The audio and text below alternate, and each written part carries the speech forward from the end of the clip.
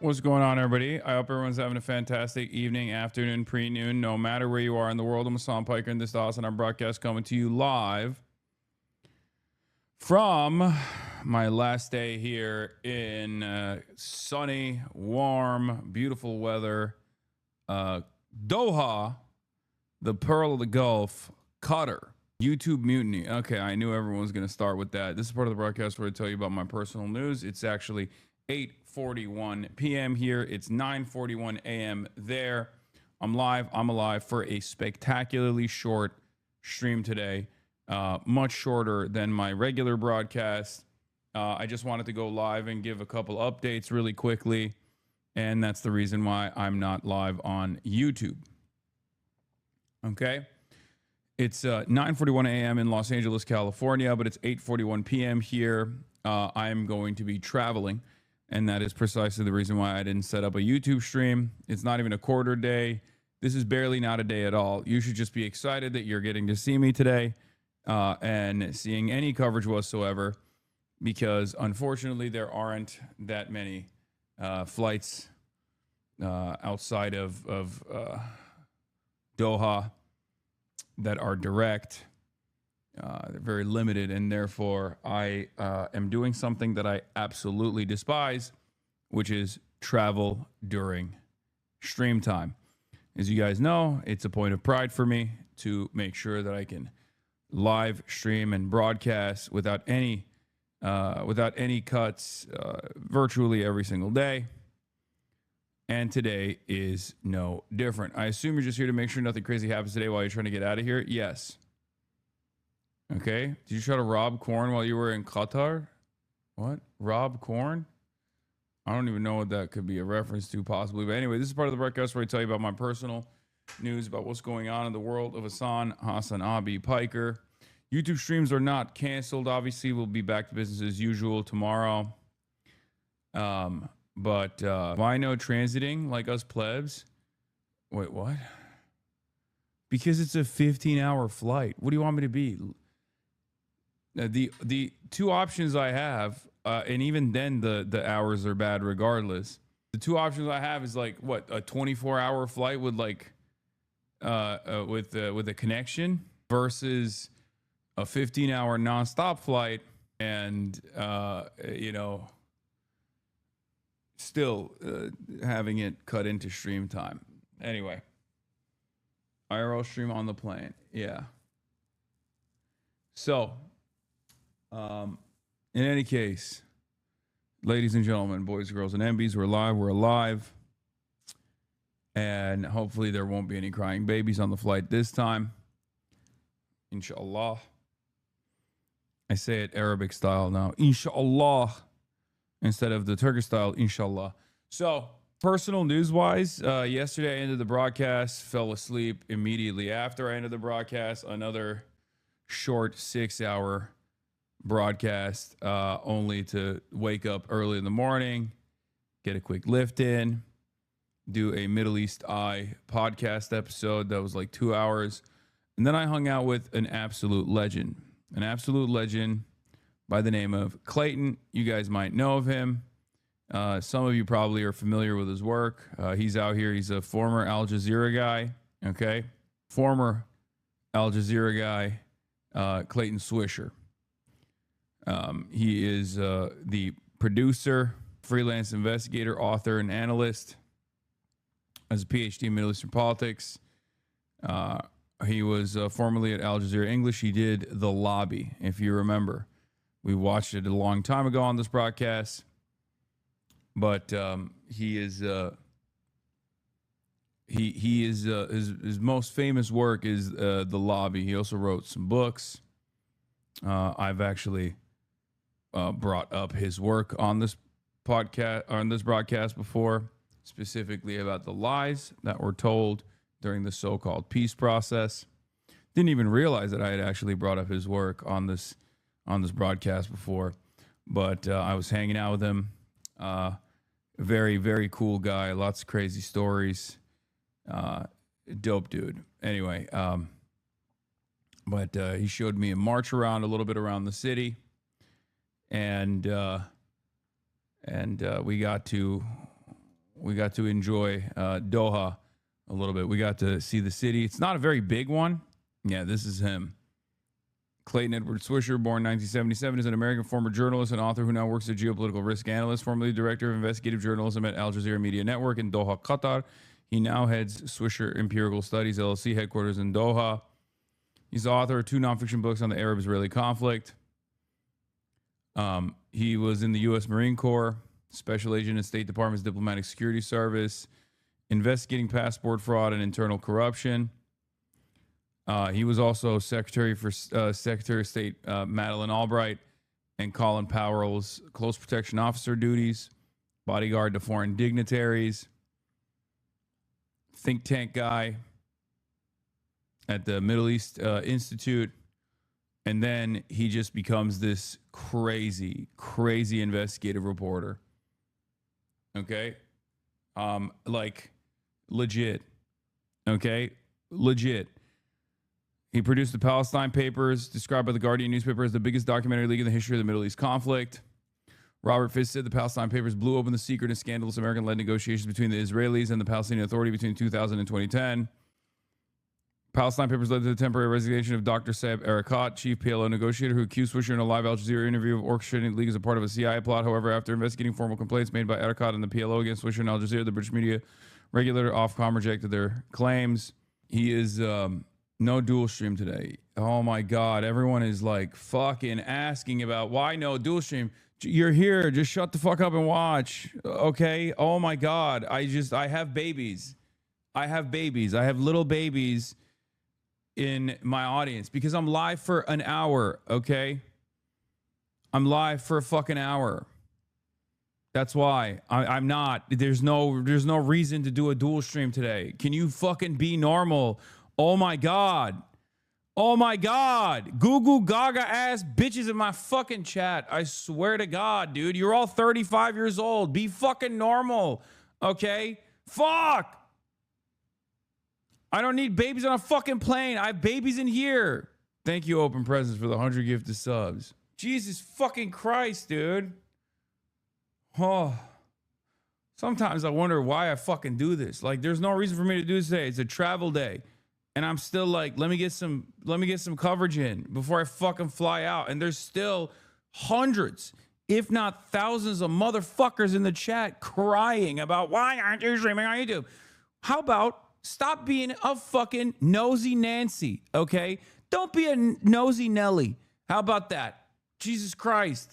Needy ass bitches in the chat. Anyway, yeah, you got like maximum 40 fucking minutes. And you're in here behaving like a child. We're all sick of these YouTube assholes trying to watch the stream. Shut the fuck up, YouTubers. No, I'm not sick of the YouTube audience. YouTube audience is great. It's just, there's no reason to do a dual stream. Okay? You don't have to get this aggressive. It's hard, okay? It's hard. It's hard to wrangle a bunch of fucking hyenas. Anyway, the big thing he did was, in October 2017, Swisher was criticized for planning an undercover reporter, James Anthony Kleinfeld, inside pro-Israel organizations in the U.S. and the U.K. as a part of an Al Jazeera documentary series called The Lobby. As a result of Al Jazeera's undercover investigation in early 2018, Democratic Congressman Josh Gottheimer of New Jersey and Republican Congressman Lee Zeldin of New York urged President Donald Trump's administration to open an investigation into Al Jazeera's activities in the U.S. and force the network to register as a foreign agent under the Foreign Agent Registration Act, or FARA. As of 2023, Al Jazeera had not been placed on the FARA list. This doesn't even begin to fucking explain what actually took place because it's Wikipedia. For reasons which remain unclear, those reasons are not unclear. Al Jazeera decided not to broadcast the second series of The Lobby, which featured Kleinfeld's undercover work. In response, Swisher took a sabbatical from Al Jazeera and accused the network of capitulating outside pressure from the Qatari government and pro-Israel advocates. Swisher never returned to work at the station. That's hilarious that the Wikipedia article frames it as such. We know what the truth is. There's plenty of information on this now. The American government being pressured by Israeli agents, agents of Israel, such as Lee Zeldin and Josh Gottheimer and numerous other Israeli agents, AIPAC donors. The American government literally pressured the Qatari government, saying that they would apply sanctions to the nation of Qatar, the country where fucking U.S. Central Command is. Once again, There's an American military base here. There's the American military base in this fucking country. And America was willing to burn the country that houses their fucking military base at the behest of Israel's agents because they were mad that the investigative reporting coming from Al Jazeera cracked open the robust network of espionage and influence peddling that Israel engages with in the United States of America and also in the UK. Now, of course, you can watch the documentary. This is also not in the Wikipedia article for some reason, but you can still watch it. Electronic Intifada was able to secure the video and released it for mass distribution. Anyway, it's kind of mind-boggling that people still are like, Hassan, why do you talk about Israel so much? I don't know. Maybe because it's not a fucking foreign country. Okay, I'm an American a political commentator. I'm an American reporter that reports on the fucking news. And, you know, as such, as is my case, as is my job, you know, I have to talk about foreign meddling from a country that isn't actually foreign. It's just foreign country in name only. You forgot to share personal news? No, I didn't. This is a part of the personal news. Anyway, he just like drove us around. We had some delicious food. We went to the Pearl, the new development. Doha is tiny. Qatar is tiny. So you know, there isn't like a lot going on here. It's a small neighborhood, but it's very pretty. It's very clean. It's very nice. The people are fantastic. The people are very, very kind. It's also one of the most interesting places I've been to, because like you got Hamas is here, the Taliban is here, Israel is here, everyone is here. You know what I mean? Like this is the diplomatic enclave of the entire MENA region. It's such a wild, it's so crazy. Like when you think about it, it is actually pretty fucking insane. It's 89% migrant workers. Yeah, of course, as is the case in all the Gulf countries. It's literally just a country with the nationals that make up a tiny sliver of the population with a ginormous migrant workforce, which has you know, in comparison to the rest of the Gulf nations, reformed on the status of the migrant workforce. There's still, you know, plenty of room for development and plenty of room for improvement. However, you know, it's not great. Okay. Diplomacy, didn't they bomb Hamas official at the Qatar after calling for a negotiating ceasefire? Yes. Migrants from where generally? Literally everywhere. Everywhere. Mostly India, Pakistan, Sri Lanka, places like that. Did you hear about the kidnapping of the NBC anchor? No, it's not a kidnapping of the NBC anchor. It's a kidnapping, allegedly. We don't know what the hell is going on, but I think Savannah Guthrie's mom has been kidnapped because there's a ransom note involved with it. It's such a strange thing, such a strange story. Will you be meeting with Adam Friedland in New York? Yes. I am Saudi and Qatar 100% better when it comes to migrants. Yeah, I mean, Saudi and Dubai are closer to what you think is going on still in these Gulf countries than Qatar is. But having said that, of course, there's still a major difference in like the amount of liberties that nationals have versus residents do. It's a weird structure in general. So we are about to hit Minnesota temps in New York this weekend. Fucking awesome. Yeah, I know. I'm actually kind of pissy about that. Will you meet Claire Valdez in New York? Yes. That's big part of the reason why I'm going. Okay? A big part of the reason why I'm going is to link up with Claire Valdez. Hopefully something with Mahmoud Khalil. Hopefully something with Zoran as well. You know, I'm going out there for all that stuff. Yeah. Who's taking care of Kaya? My mom is. I will be seeing Jennifer Welch as well. Stand your stay, fam. Barack Ravid scoop. Plans for Iran nuclear talks are collapsing. U.S. officials say. My story on Axios. Yeah, this is like, I need to get the fuck out of here. Okay? Like, if I don't get the fuck out of here, I'm cooked. And it's kind of terrifying to think of. What? DOJ lawyer asked to be arrested over Trump's orders? What is this Midas touch link you're sending me? The system sucks. And I want to be thrown in jail for 24 hours so I can get some sleep. No, not the rantings and ravings of Michael Popak on the Midas. What? A DOJ attorney broke down in tears in Minnesota federal court today, declared that her job in the system sucks and begged Fed. Dude, what is this? What is this article? What? Sometimes chatters will send me something that's going on in the world that's like, that I'm just like totally oblivious to, where it's just like, I don't know how to describe it. It's like, this isn't like a bad story necessarily, but it's so fucking like lib coded kind of. Like, do you know what I mean? Like, top line news stories of the day, I get it. Like Savannah Guthrie's mom has been kidnapped. Potentially, that's a big one. Clinton's agreed to Republican demands testifying in Congress. Will a war break out with Iran?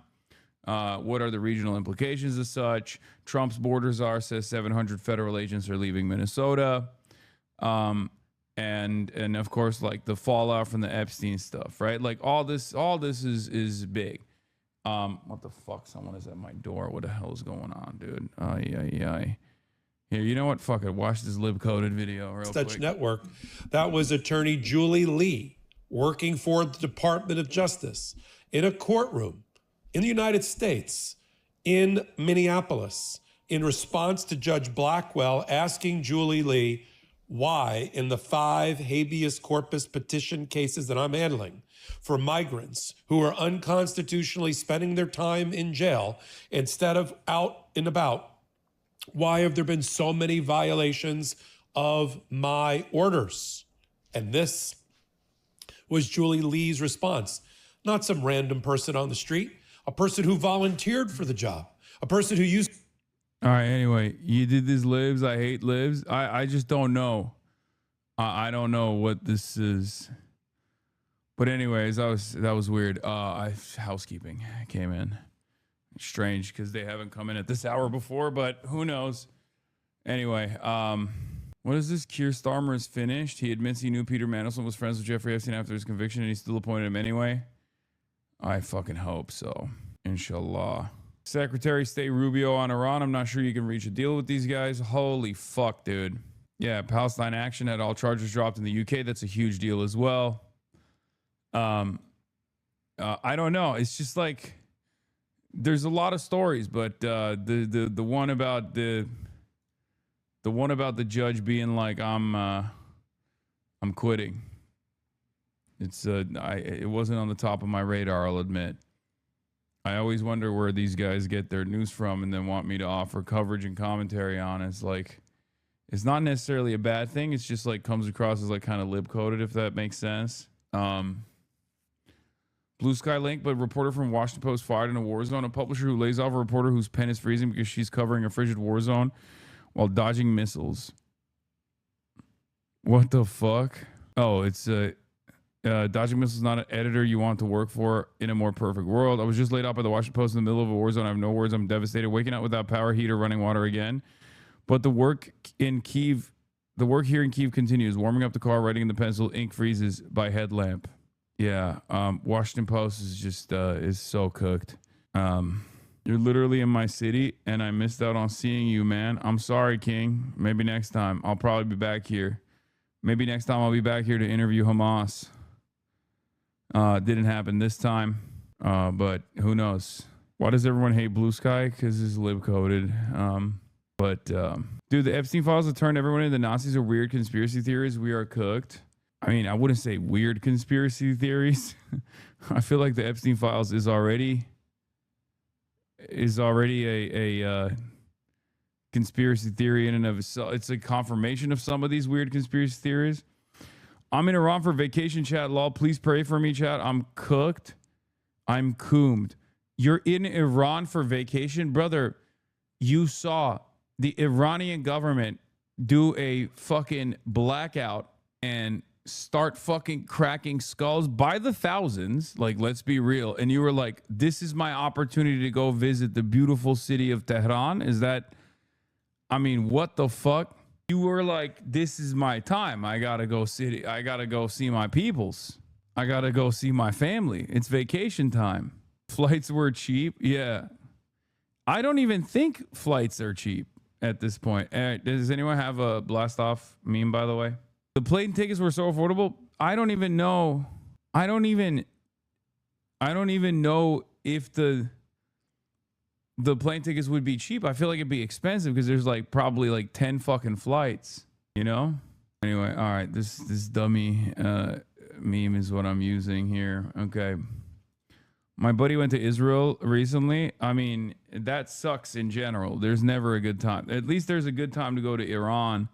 There's just not really ever a good time to go to Israel until Zionism has collapsed in and of itself and Palestine has been rebuilt from the beautiful ashes. So I just, you are literally in a glass house in Doha. Okay, well, you got me there, chatter. I mean, not necessarily. Like I said, there's the only reason why Qatar is potentially Qatar might potentially get struck is because it houses the American military base.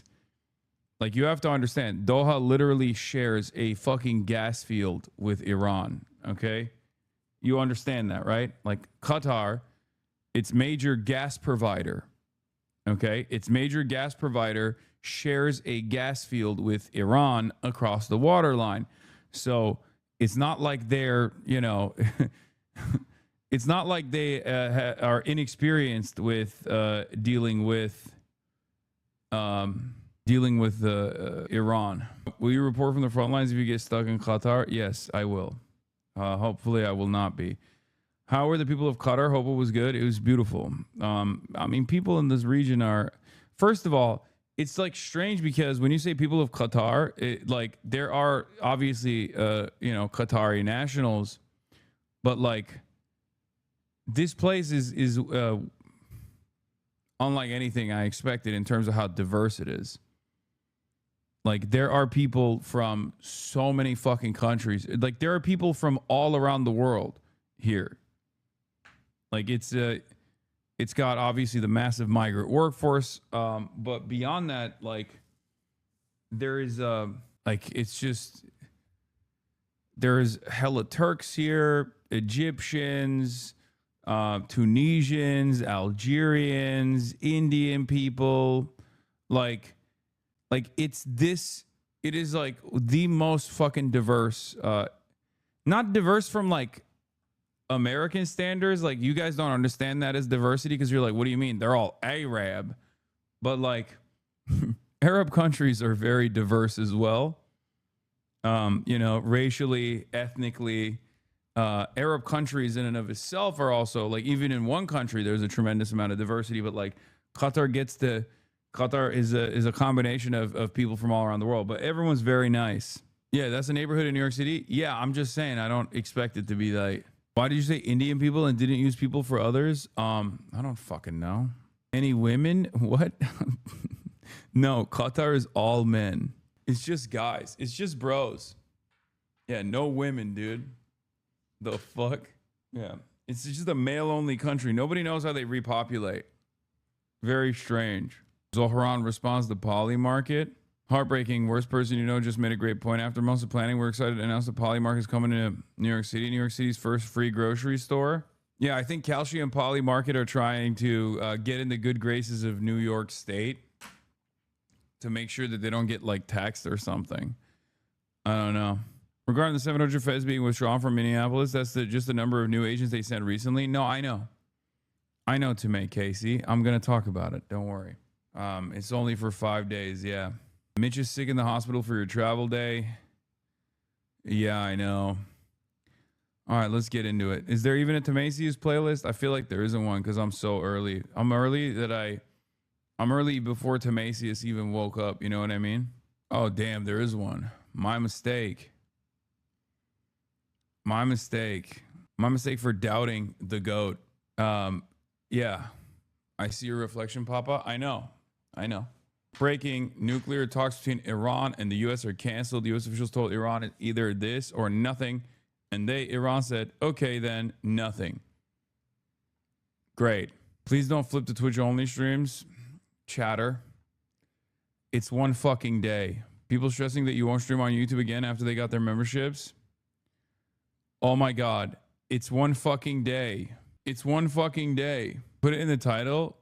Dude. You lied to that reporter. We are the producers feeding you information, especially to Macy's. No, I actually did talk about that. I don't know if I remember to bring it up in the chat or in the conversation. But I did tell him that. You give the peasants a taste of freedom of choice, and look what happens when you take it away. Savages.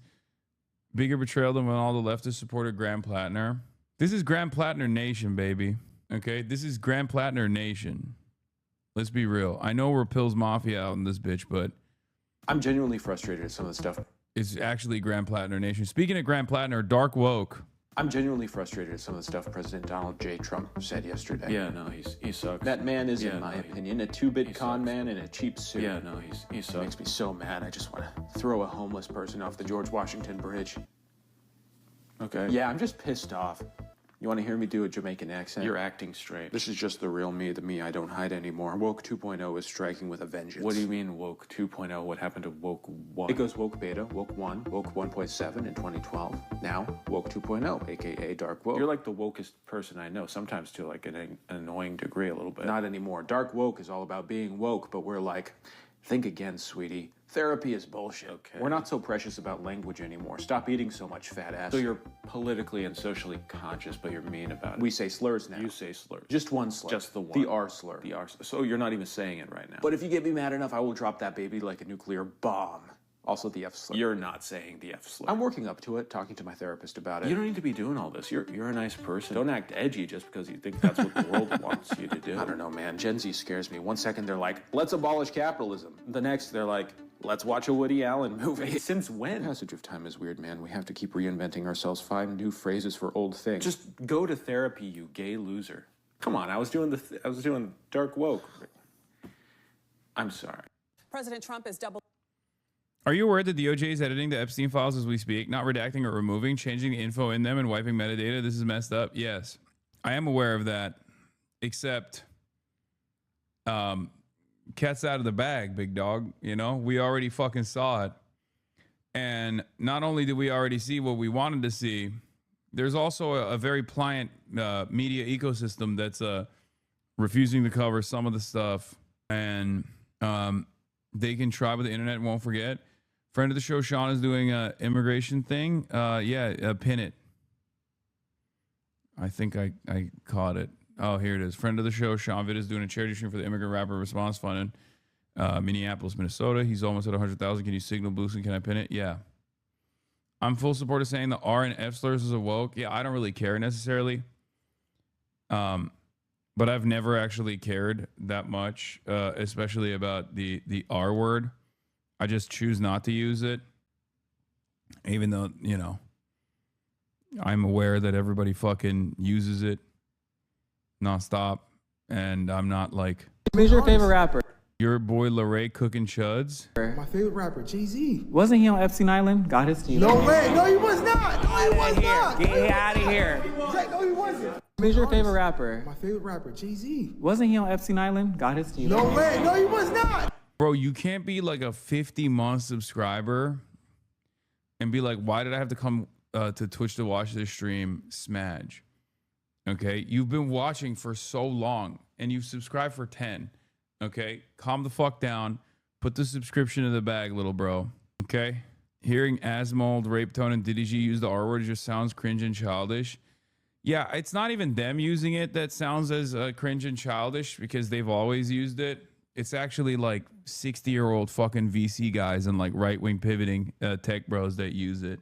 That actually makes me cringe out of my body. But I'm not. I understand why.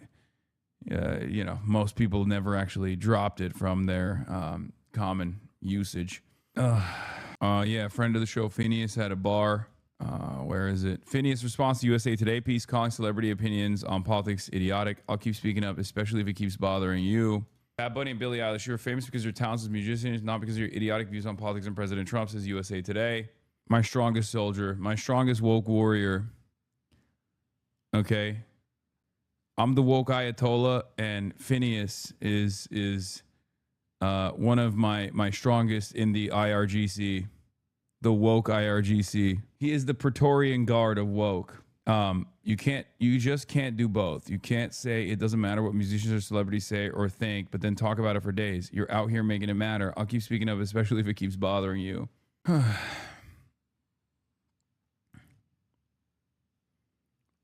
You know, that's our woke commander.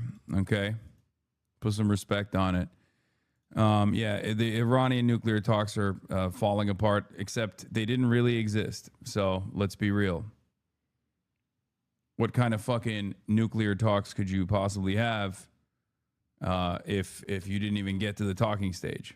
Why the fuck are you early? You broke my routine. I did it just to fuck with you. I did it because I wanted to fucking destroy your routine.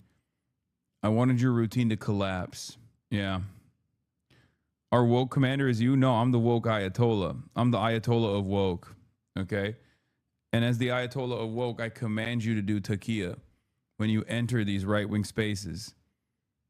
Okay? I command you to do taqiyya. I am issuing a fatwa. Okay? Dark woke is here. Dark woke is here. You are all the fedayeen of woke.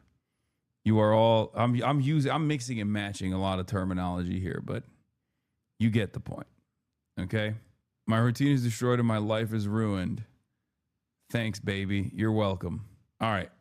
Trump lists Democrat-led cities as he doubles down on suggesting federal election controls. Incredible stuff here. I love the Democratic response, which has been, but what about the Constitution? Down on his calls to nationalize elections, specifically citing districts he lost in 2020. He says he wants the federal government to take charge, even though that could violate the Constitution. Nancy Cordes has more from the White House.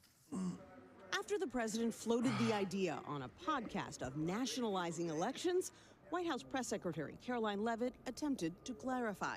What the president was referring to is the SAVE Act, which is a huge common sense piece of legislation that Republicans have supported. It provides very common sense measures for voting in our country, such as... I love common sense. It's my favorite. Common sense, not so common, ladies and gentlemen. I mean, after all, it's just common sense, right? It's just common sense that we commandeer elections at the federal level and completely control it so that we never have elections ever again, or real elections ever again. I mean, fuck it. Democracy is a lie anyway. Voter ID. But just hours later in the Oval Office, the president appeared to double down on the idea of the federal government taking over elections in some states. He didn't mention voter ID law. If a state can't run an election, I think the people behind me should do something about it. Trump then listed a number of Democrat-led cities like Detroit and Atlanta, where he thinks the federal government should step in. Look at some of the places. Crashed my car into a cop, got out and said common sense, they let me go. Dude, if you say it 3 times, they give you their service weapon. Did you know that? Is she giving the land back? Not hers to have. XD. You're on the side that helps illegals that doesn't speak English. Nice passengers. You should probably stick to gooning if you don't know what land bag is. Do you know what a black Hebrew Israelite is? That's the side I'm on, dumbass. Okay, nice bathroom. What are you doing, man? What the fuck are you doing? Nice bathroom decided, actually, I'm gonna try a new method in moderation, previously unheard of, where I just start fucking with these idiots. He said, fuck it, new moderation style. I'm gonna fry them. Fry these children of Yaqub, nice bathroom. It's a horrible corruption on elections, and the federal government should not allow that. The federal government should get involved. These are agents of the federal government to count the votes. If they can't count the votes legally and honestly, then somebody else should take over. Trump's accusations of widespread voter fraud in places he lost in 2020 have repeatedly been debunked, including in Atlanta, where new body cam video obtained by the Atlanta Journal-Constitution shows FBI. Dude, it's got to be really funny, like becoming an FBI agent, be Mormon, become an FBI, go to fucking college, go to Harvard or Yale Law School, become a lawyer, become a prosecutor, eventually make your way to the fucking Federal Bureau of Investigations, think you're going to be like combating, I don't know, sex traffickers and taking out the real bad guys, okay? And then they send your ass to Georgia. They send your fucking ass to Georgia so you can like harass election workers and also protect Jeffrey Epstein's co-conspirators. What a fucking fantastic life. You grew up watching movies thinking that you were going to be the good guy. And it turns out you are literally the bad guy. Okay? Because, like, this is the FBI. This is the FBI. Like, these aren't, you know, this isn't like ICE. Okay? This is mostly lawyers, like very well-educated people. That's why it's like considered the woke agency, even though it's obviously not. If you look at its history, you know, a lot of infiltration of groups that are considered subversive. But like there's this notion that like you're supposed to be tackling the real crimes, okay? And then you join, and they're like, "Hey, we found an autistic Muslim 16-year-old. You need to get in his DMs right now, and you know, make him commit an act of terror, or make him think that he's going to commit an act of terror, really coerce him, really persuade him, and then so we can arrest him and make it seem like you're doing something good." Okay? And he's like, "All right, I don't fully understand why I'm supposed to be doing this, but sure, fuck it, why not?" And then after you're done with that, they're like, "Hey, now you have to LARP as a child and manage the largest trove of child sexual abuse material on the planet." And you're like, "Wait, what?" Okay, at least like we're arresting pedophiles. That's fine. And then they're like, "Psych, just kidding. You are managing the largest trove of child sexual abuse material, and you're defending the pedophiles as long as they're super wealthy pedophiles. Just kidding. You're going to be defending all of Jeffrey Epstein's co-conspirators now.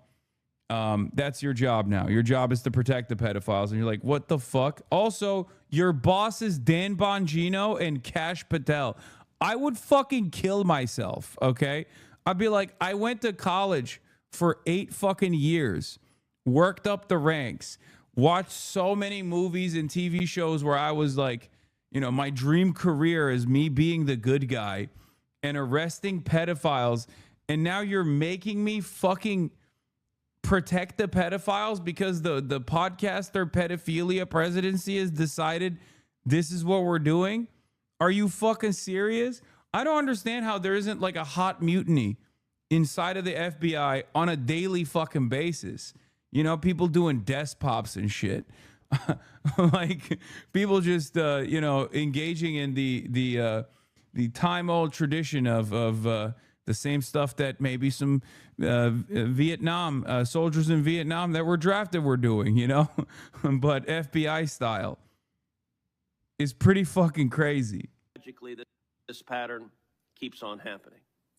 Now, Senator Booker also said we should have bipartisan agreement. I think that's a great idea. We should have bipartisan agreement. How about we all come together and say, let's stop murders? How about we all come together and say, let's stop rape? How about we all come together and say, let's stop attacking pedophiles? This is an old video, but it's really funny. Isn't this an old video? Wait, did he do it again? Because this says countdown to government shutdown. This is the last time, right? This is an old video. This is an old video. It's an old video. It's old. It's from like the last government shutdown. Yeah. Okay. Yeah, I remember watching this at the time. Yeah, it's an old video. Yeah, Ted came out, said the quiet part out loud. Anyway, now this is what the FBI is doing, taking time out of their busy day to you know, protect elite pedophiles Now they're doing this. They're storming the Georgian election facilities. Agents searching a Fulton County Election Center last week. Director of National Intelligence Tulsi Gabbard said Trump personally thanked the agents in a phone call she facilitated after the search. Trump's comments about a federal election takeover have sparked alarm among Democrats. The notional idea that he will, ask his loyalists to do something inappropriate. This is awesome. Yeah, it's not going to happen, guys. We're going to write him multiple sternly worded letters, and then you will see. Okay? You understand me? When we fucking do that, Breaking Starmer resigned? Wait, shut the fuck up. No, he didn't. Why would you debate me like that? Oh, no, he didn't. You fucking asshole. You debated me. You fucking asshole. You debated me. It's from June 27, 2016. You fucking asshole. Fuck you. Fuck you. Fuck you. Fuck you. Fuck you. Fuck you. You got me so stoked for a second. God damn it, dude. Because we just saw that news coverage I briefly mentioned because of his like connections to Mendelsohn. Knowing that Mendelsohn was like Epstein affiliated and still fucking continue to work with him. God damn, that was good. You fucking son of a bitch. Beyond the Constitution scares the heck out of me. Even some Republicans gently pushed back. Everybody understands that the states are in charge of administering Mods, shoot that guy. elections. Republican House Speaker Mike Johnson backed the president, saying Trump was just expressing frustration about election integrity. Johnson and his party are pushing for a bill that would require national voter ID. Democrats oppose it, arguing that safeguards to prevent the wrong people from voting already exist. Gail? Hey, Nancy, before you go, we all know that partial government shutdown ended yesterday. What can you tell us about that? Yes, the lights are back on. President Trump signed a massive funding bill that covers most government agencies all the way through September. 21 Democrats helping Speaker Mike Johnson secure enough votes for that bill, which included a Department of Homeland Security funding deadline of February 14th, a couple weeks from now, to negotiate reforms to immigration enforcement operations. That's something that Democrats were demanding. Isn't that Mendelsohn guy gay? I forgot my UK politics lore. Yes. Though if that deadline isn't met, and there are a lot of deadlines that aren't met on Capitol Hill, ICE is not going to shut down right away. It's covered by funding from the big, beautiful bill that Trump signed last year, Gail. All right, Nancy, to be continued for sure. Thanks a lot. To the rising Yeah, government shutdown was partial, chat. It was partial. It wasn't a full-blown shutdown. It's not a full-blown shutdown because they're pussies. Okay, Hassan, I can't watch this on at work. You got to get on UncTube King. Bitch, how are you watching right now then? How are you watching right now? Are you not at work? Then shut the fuck up and keep watching. Okay? What is this? Hey, Hassan. This plate could be yours if you finally love me back. Just saying. That's crazy. That's crazy that you just sent me your own tweet. Propositioning. That's crazy. Okay, what are we doing today, man? I don't have a lot of time right now. Let's continue. With Iran after an American fighter jet shot down an Iranian drone as it approached the U.S. aircraft carrier in the Arabian Sea. Our chief global affairs anchor, Martha Raddatz, is tracking the latest for us. Good morning, Martha. Good morning, Michael. This was a surprising move by Iran, given that negotiations are set to begin later this week with the U.S. and some Arab countries, and given the large U.S. show of force in the region. But U.S. Central Command says that the U.S. aircraft carrier Lincoln, which was transiting the Arabian Sea, was, quote, aggressively. I feel like if they're going to drop an aircraft carrier, they would use a fucking hypersonic. I don't think they would use a Shahed drone. You know what I mean? I don't even think a Shahed drone could drop an aircraft carrier or any of the fucking naval assets in the region. I don't know why they even had a fucking Shahed drone flying in that direction. Probably a surveillance drone. They claim it's a Shahed drone. I don't know if Shahed drones do surveillance as well. I thought that those were like, they just blow up. Yeah, it wasn't a Shahed. It was a spy drone. Yeah, that makes sense. I don't think anything short of a nuke could take a carrier. Wait, what? Are you fucking insane? There are definitely missiles that can take out a fucking aircraft carrier, chatter. What the fuck? Imagine a hypersonic saturation strike on a carrier will take it out. Yes. Crack the hull. I mean, sink it. Ask Marat. Chatter, you are literally talking about missile technology that every fucking adversarial nation has been working on with the specific purpose of destroying aircraft carriers. Like, what do you think half the missile tech is? Like, all the stuff that they're using in Ukraine to hit, like, I don't know, oil or gas depots or whatever, those are created specifically for aircraft carriers to hit. Because think about it this way. Every country that is not under the United States security umbrella is consistently developing missile technology against some of the most important naval assets of the United States, because outside of the hundreds of military bases around the planet, the most effective way of doing any sort of military incursion for the United States around the world is through our naval assets. And therefore, obviously, many of our adversaries do not have the same capacity for, they don't have the capacity to have like a robust air force in the same way that we do. But they do have one thing that they can use, and it's called missiles. Okay? That is precisely the reason why they've actually focused on their missile defenses and their offensive capabilities. This is the reason. This is precisely the reason. I was thinking about sinking, not disabling. My bad. Settle down. Anti-ship ballistic missiles, hypersonic cruise missiles, supersonic anti-ship missiles, anti-ship cruise missiles. What? You scared the fuck out of me, dude. Yeah. Anyway, oh shit, March is here. Are we almost done? Approached by an Iranian drone with unclear intent. Officials say U.S. forces tried to You pack the rest? Damn, look who just texted me. No, it's Big Z. He's like, hey, you coming in?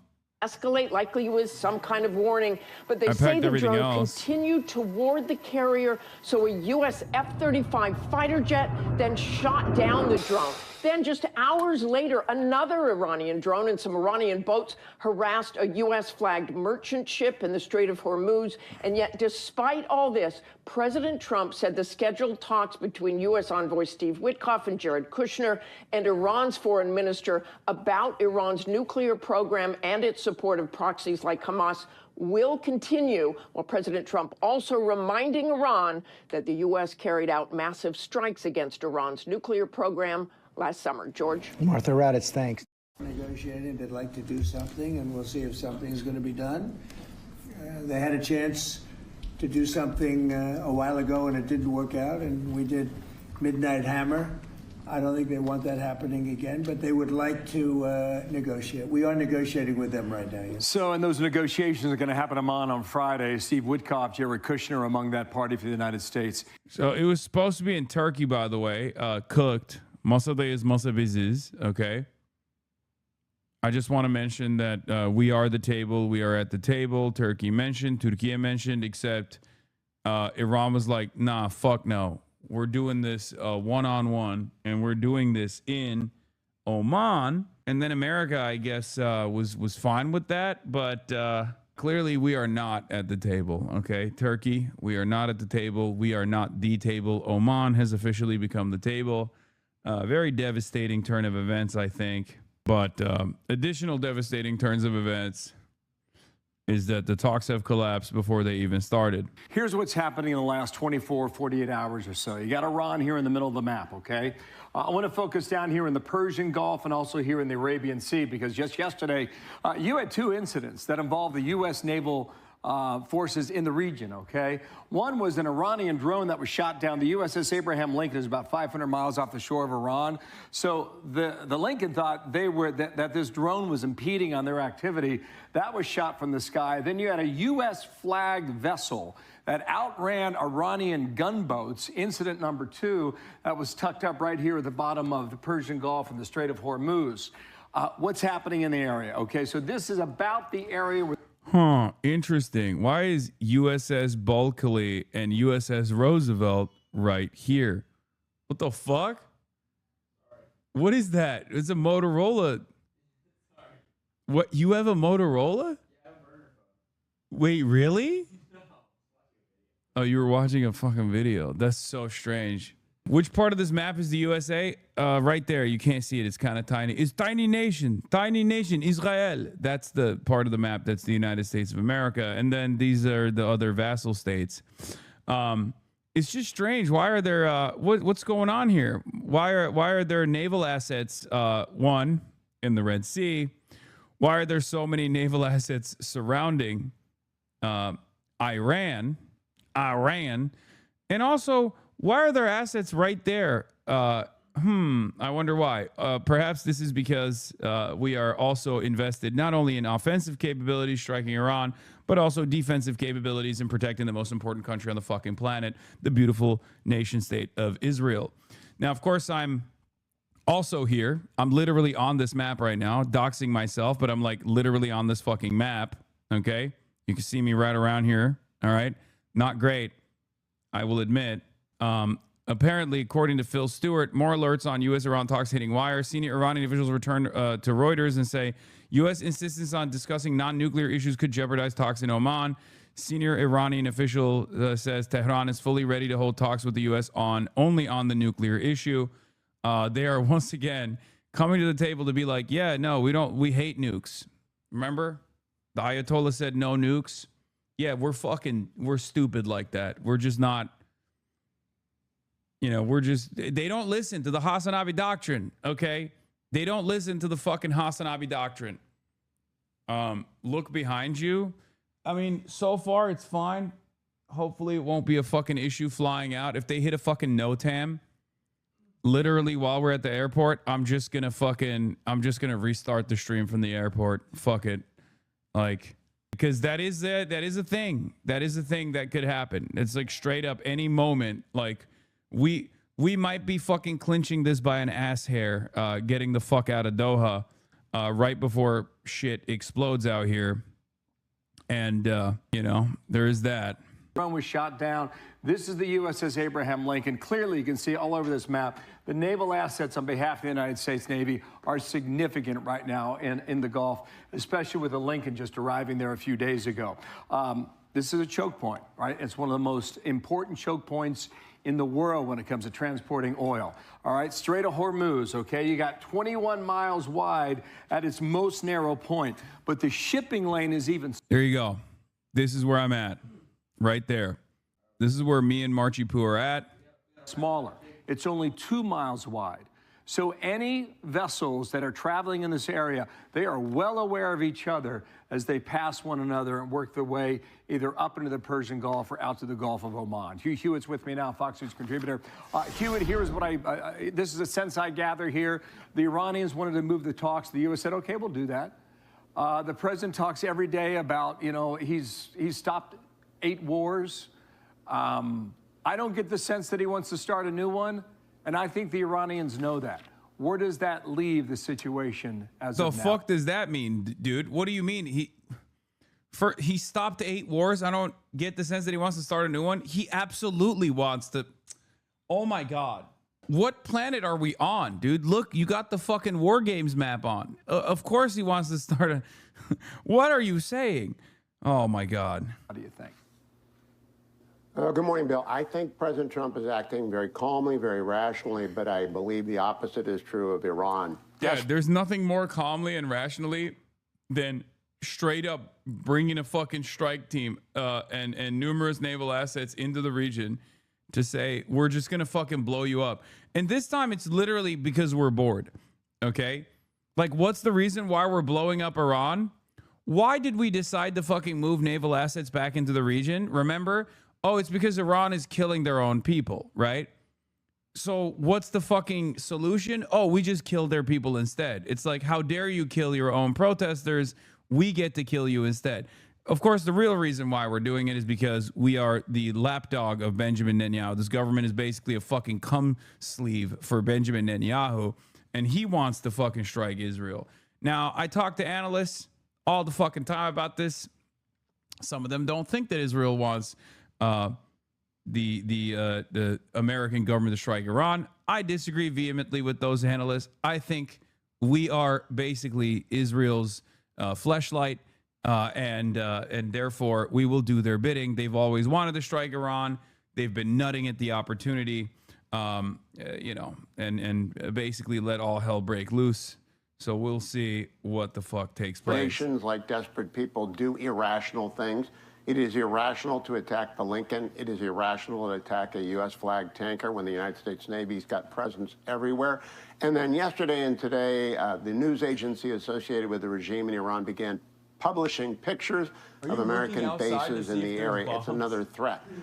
This regime has been near crumbling since Midnight Hammer, and when the protests began in December, it got desperate. It murdered 30,000 or more of its own people. Videos came out this morning about the brutality of those attacks. So I think Special Envoy Witkoff is going to offer the Iranians the Assad option. You can leave. We'll let you leave, but you've got to leave because this. The fuck are you saying? Like, that's so insane, dude. The Assad option. This regime is so evil, so fanatical. President Trump knows we are the evil regime. Okay, I just want to mention, like, between us and Iran, we are definitely the more evil regime. I know this will come as a controversial position to some. They're going to be like, Hassan, they've killed thousands of protesters. Yeah, we've killed thousands of people elsewhere, including we are now positioned to kill thousands of people in Iran, many more thousands than the Iranian government killed. Okay. Our solution is we literally are looking at the situation and we're like, wait a minute. Iran killed thousands of its protesters. Well, guess what? I have a solution. It's killing 1 million Iranians. Exactly what he's doing. I can't count the number of times he said the JCPOA was the worst deal ever done. Been saying that for 10 years. I can't imagine he's going to enter into JCPOA 2.0. And so I think it's really a showdown in Oman, where the president is going to communicate through Mr. Witkoff and Jared Kushner. You have one option, which is to leave and then let us destroy your missiles, because it's a dangerous, wounded beast, and they are acting completely crazy, not like... Yeah, the U.S. official said that the White House envoy Steve Witkoff and Trump's son-in-law and advisor Jared Kushner are expected to travel to Qatar on Thursday for talks on Iran with the prime minister. From there, they currently plan to return to Miami rather than traveling to meet the Iranians. The official said that if the Iranians are willing to go back to the original format, the U.S. is ready to meet this week or next week. Okay, the fact that they're still entertaining flying out there, flying out here where I'm at, gives me a little bit more comfort and a little bit more hope. That's a suggestion about regime change. Wall Street Journal editorial board puts it with it. Wait, Thursday. Oh, fuck, that's tomorrow. Wait, oh shit, I thought Thursday like next week. In 2 hours. Thursday's in 3 hours, 2 hours from now. Okay, that's just today in the paper. I don't know. The price of oil is Wait, lower. fuck. So we're gonna see Kushner on the way out. We're trading places. Kushner and Witkoff are coming in. We're getting out. I think it'll be fine Today than it was at the start of the 12-day war in June, and the U.S.'s options to mitigate disruption. Most of the Iranian who is going to get killed are the ones who are killing normal people. Yeah, no, totally. That's how American missiles work. They're heat-seeking. They're IRGC-seeking missiles. Famously, American missiles, when they explode near an IRGC asset, it actually totally avoids killing all of the random civilians that happen to be around it. Yeah. Do you know what cluster munitions are, chatter? Yeah. Just like American missiles are American missiles are also famously not seeking gay people too. This is like a very cool new technology that we have here. Wait, hold on. I'm getting some messages. Oh God. Oh no.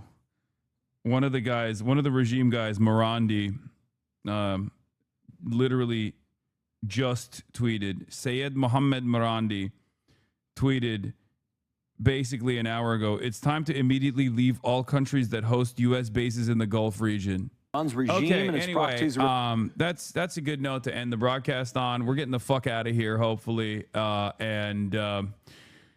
If things are fine, by the time what the fuck is this meme, dude? What is this meme?